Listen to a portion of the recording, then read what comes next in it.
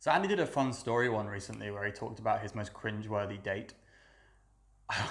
I want to talk about this too. Like I thought his date wasn't that bad when I heard about it. Like at least when he was doing it, he started taking his dating seriously, and he was like, testing the waters and stuff. My worst date comes from like my cringe, know nothing, recently just lost my virginity, have no idea what I'm doing era. And it was pretty rough. Like, I got really lucky in terms of losing my virginity. The girl who I lost it to, we'd known each other for like 2 years. She was super cool. She was into me and made all the moves. She actually flew from another country to hang out with me and like stay with me for like a week. And then we just kind of hung out. She came from Canada, like all the way to London just to hang out with me. We knew each other from university, and she was super cool. But I didn't get like I got a decent amount of like sexual experience out of it, but I didn't get a lot of like actual like how to go out and find girls experience from it. Like it was purely like this is something that fell into my lap, literally, and that was cool. That was like the easiest way to. I remember posting about it on the forums in Good Looking Loser, and people were like, "That's crazy. That's like a really really easy, fortunate way to lose your V card."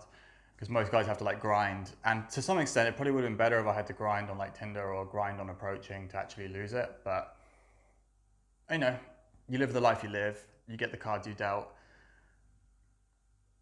So the cringiest date was probably like a few months after this. Like I've been stagnating and like not figuring out where to find girls after like my miraculous virginity loss. And fuck me, this is uncomfortable. I'm sat on the ground again. Just get comfortable. Tell you this little story by the fire.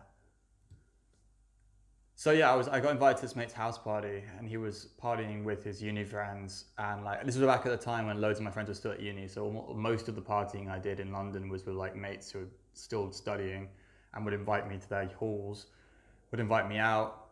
I didn't have any other friends in London besides my old childhood friends who had moved up, so that was really good whenever they got invited to actually go and do some fun shit and not just be working a boring corporate finance job, which I hated. I hated that so much. But I go to this party, and this girl is like super interested, obviously, from the go. She like starts like stroking my arm and shit, and like she's always like brushing past me. Like looking back, the signs are really obvious. She was making any excuse to make contact. She was like all up on me, like when everyone was sitting on the sofas and shit. But I was such a dumb shit that I didn't see any of these signs and recognize interest, even though she might as well have just been like straddling me. So whatever happened though, I managed to get her number and was like, let's hang out. And like obviously at that point, I wasn't explicitly being like, let's go on a date. Like I do, I kind of like go, let's get a drink now. But it was like, it was pretty obvious, and we started texting like a ton. And obviously I assumed like texting all the time and like every 5 seconds at that point was normal with someone you haven't slept with or had a relationship with. So we were texting literally like every 2 minutes. We'd text each other for like 2 weeks, and then we met up.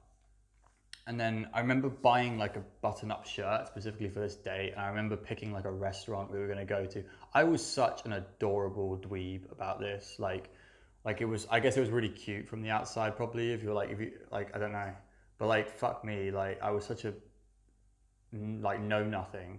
So we went to the restaurant, bought her like lunch, dinner, whatever. We went back to mine afterwards. So I did know something. I invited her back to my place, and we got like a crate of like Budweiser. I don't know why.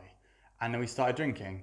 And at this point, I had literally no idea how to make a move. This is where the cringe starts. Like, I just absolutely had no idea what to do. Like, I didn't. Like, we were just kind of like sat like with the crate of beer in between us on my bed, like for like 4 hours, just talking and drinking. Like, I didn't make a move. Like, I didn't know what the fuck to do. And at some point I was just like, oh, I like you. And she was like, well, yeah, of course you like me. We're on a date together. I was like, no, I think I like you. And she's like, yeah, I like you too. And I was like, okay. Still didn't make a move after I said that to her. Like, I was just trying to like push it forward to a point where she would make a move on me. And it was, looking back, it's like my head was like screaming, like, do something. I just didn't do anything. And then I let her like leave. And she was like, all right, I'm gonna go to the train station. And she pecks me on the cheek and leaves. And then she just ghosts me forever. I shit you not, she never spoke to me again, never sent me any texts.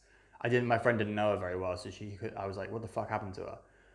I was just like, fuck me, make a move is basically my comment on that. Like, Jesus Christ, like the fact that I couldn't do it after like basically like verbally trying to make a move is just, I was just absolutely frozen.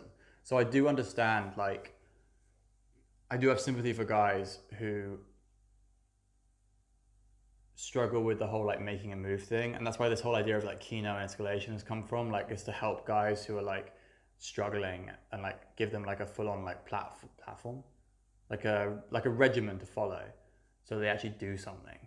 So yeah, I do recommend that you actually like physically make a move when you're into a girl and she's into you. If she's at your flat drinking with you, she's probably into you enough that you can make a move. Let's just put it like that. Let's just put it down to me being a fucking moron. But I've seen guys do this as well. So I don't feel as bad having watched newbies talk about their dating experiences where like, I had her in my house, I had her in my bed, I didn't make any moves, and she just left. It's just like, oh, I've been there. I've 100% been there, and it sucks. And I got ghosted, and it really pissed me off for like 3 weeks. But it spurred me on to get into online dating, actually start getting some experience. That was cool. All right, I'm going to end this story here. That was my cringiest date story. You guys have a good one. Peace out.